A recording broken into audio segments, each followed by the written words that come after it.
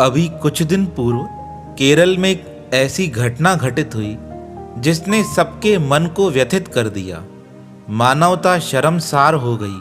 किस प्रकार एक हथनी को अनानास के फल में बारूद भर के खिला दिया गया और वह अनजान उसको खा गई। उसे तो यह लगता था कि इंसान मेरा भला कर रहा है, पर उसे क्या पता था जिस पर वह इतना भरोसा कर रही है वह उसे मारने का प्रयास कर रहा है। इस समाचार को सुनकर हमारा मन बड़ा व्यथित हो गया। हमारे पूज्य गुरुदेव सद्गुरु स्वामी सर्वानंद महाराज जी बताते थे, पशु पक्षियों को जैसा सिखाओ ये वैसा व्यवहार करते हैं, लेकिन यह इंसान इसके विपरीत है। यह वही करता है जो इसके मन को भाता है। अपनी आदतों से मजबूर है। चाहे अनचाहे इससे अनेक गलतियां हो जाती हैं। हम लोग जानवरों को हिंसक मानते हैं, पर ऐसा नहीं होता। जानवर हिंसक तब होते हैं जब उन्हें परेशान किया जाता है, नहीं तो वह अपने जंगलों में प्रसन्न है। उन्हें किसी चीज से मतलब नहीं कि कोई इंसान कितनी तरक्की कर रहा है, उसे क्या फायदा पड़ रहा है। हानि है। यह हम इंसान ही हैं जो उनके जंगलों को काटकर उन पर भी अपना अधिकार करना चाहते हैं। यह पशु पक्षी तो महापुरुषों के संग में आकर अपने हिंसक स्वभाव को भी छोड़ देते हैं। पर कितनी बड़ी विडंबना है ना। यह इंसान इतना सब ज्ञान होने के पश्चात भी अपने मन को नहीं सुधार पाता। आपने यह इतिहास तो सुना ही होगा। सद्गुरु स्वामी टेऊराम महाराज जी टंडे आदम में विद्यमान थे। दिन का समय था, तभी अचानक से एक हिंसक शेर अमरापुर दरबार पे आ गया। उसे देखकर सभी महापुरुष डरने लगे, भयभीत होने लगे।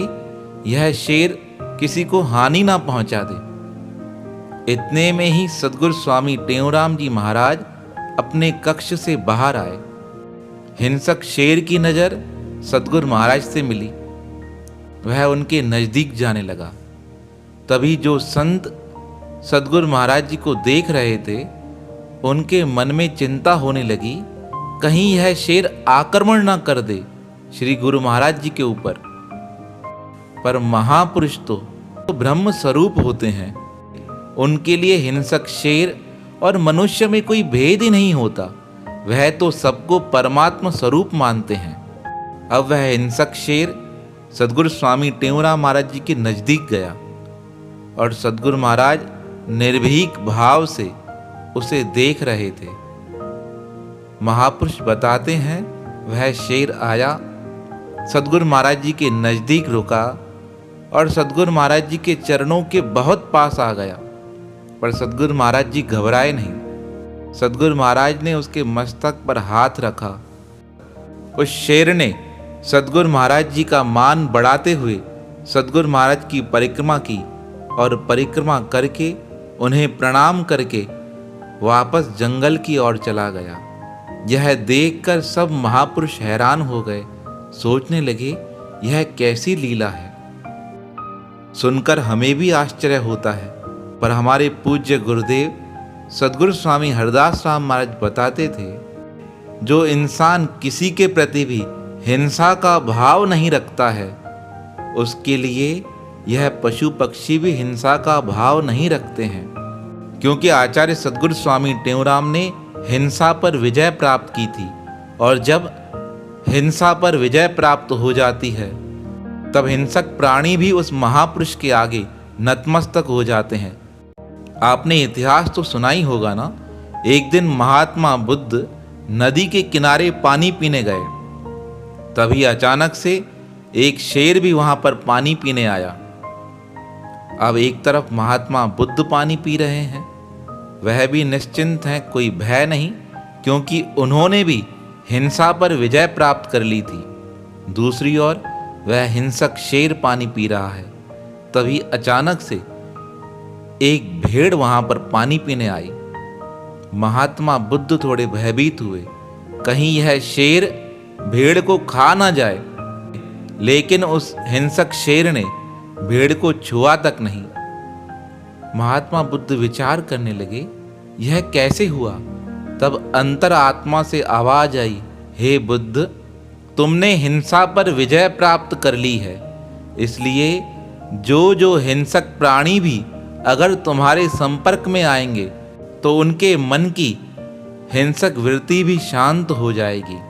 ऐसा ही प्रसंग मिलता है रसिक मुरारी महाराज के जीवन का। वह भगवान के बड़े भक्त थे। कहते हैं एक बार किसी राज्य में गए। उस राज्य का राजा बड़ा दुष्ट था। उन्होंने रसिक मुरारी महाराज की परीक्षा के लिए एक पागल हाथी उनके ऊपर छोड़ दिया। वह पागल हाथी सबको मारता हुआ रसिक मुरारी जी को मारने के लिए उनके नजदीक आया। पर जैसे ही नजदीक आया, रसिक मुरारी जी ने उसके सर पे अपना हाथ रखा, और जैसे ही हाथ रखा वह शांत हो गया। कहते हैं रसिक मुरारी जी के पीछे पीछे चलने लगा, और जहाँ पे भक्त रसिक मुरारी जी का आश्रम था उस आश्रम पर आ गया। रसिक मुरारी जी कहने लगे, अरे तुम यहाँ क्यों आए हो? वह शांत होकर सारी बातें सुनने लगा। उसे कहा, चले जाओ यहाँ से, पर वह हाथी जाने को तैयार नहीं हुआ। कहते हैं 3 दिन तक आश्रम के बाहर बैठा रहा। तब किसी ने कहा, महाराज यह भी आपका भक्त बन गया है। तब रसिक मुरारी जी बाहर आए अपने कक्ष से, उसके मस्तक पर तिलक लगाया और उसे तुलसी की माला पहनाकर कहा, आज से आपका नाम गज गोपाल दास है। और बाकायदा जैसा नाम रखा वैसे ही उसकी क्रिया हो गई। अब वह भी संतों का शिष्य बन गया। अब वह हाथी भी संतों के साथ भिक्षा लेने जाता, और जहाँ जहाँ संत लोग भिक्षा लेते वहाँ पर वह भिक्षा लेता। और जहाँ बनियों का सामान पड़ा रहता, जो बनिए बड़े कंजूस होते, जो व्यापारी संतों को कुछ नहीं देते, वह हाथी, वह गज गोपाल दास महाराज वहाँ से सामान उठाकर रसिक मुरारी जी महाराज के पास लेकर आते। एक दिन सारे व्यापारी भक्त जी के पास आए और कहने लगे, महाराज जी यह कैसा शिष्य पाला है? हमारी दुकान पर आता है और सामान चोरी करके लेके जाता है, इसे आप समझाइए। रसिक मुरारी महाराज ने गज गोपाल दास जी को बुलाया और कहा, आज के बाद बिना पूछे सामान मत लेकर आना। जो भक्त श्रद्धा से दे उतना ही ग्रहण करना, और इससे अधिक तुम्हें लाने की आवश्यकता नहीं है। वह थे तो हाथी, पर संतों के संपर्क में आने से वह बिल्कुल इंसानों से भी अधिक पवित्र बन गए थे। गज गोपाल दास जी ने अपने गुरु की आज्ञा मानी, और कहते हैं उनके साथ 600-700 संतों की मंडली चलती थी। वह संत महापुरुष जहाँ भी जाते थे उन गज गोपाल दास महाराज जी को अपना महंत बनाकर लेकर जाते थे। कहते हैं भक्तमाल में वर्णन आता है, उनके नाम से उन महापुरुषों की मंडली जगत विख्यात हो गई थी। ऐसे हिंसक जीव भी महापुरुषों के संपर्क में आने के पश्चात अपनी हिंसक वृत्ति को छोड़ देते हैं। जिस प्रकार सद्गुरु स्वामी टेऊराम महाराज जी के नजदीक आकर वह हिंसक शेर पवित्र बन गया, जिस प्रकार महात्मा बुद्ध के नजदीक आकर वह हिंसक शेर भी पुण्य आत्मा बन गया, और जिस प्रकार रसिक मुरारी जी के पास पहुंचकर वह हाथी जो पागल हो चुका था वह भक्त बन बैठा। जब महापुरुषों के संपर्क में आने पर हिंसक जीव भी पुण्य आत्मा बन जाते हैं, तो यह इंसान उन महापुरुषों के संपर्क में आने के पश्चात भी अपने जीवन को क्यों नहीं सुधारता है? क्यों उससे ऐसे कृत्य हो जाते हैं जो समस्त मानव जाति को शर्मसार होना पड़ता है? कितना दुख का विषय है आज जो हम समाचारों में पढ़ते हैं कि बिना कारण के उस हथनी को मार दिया गया।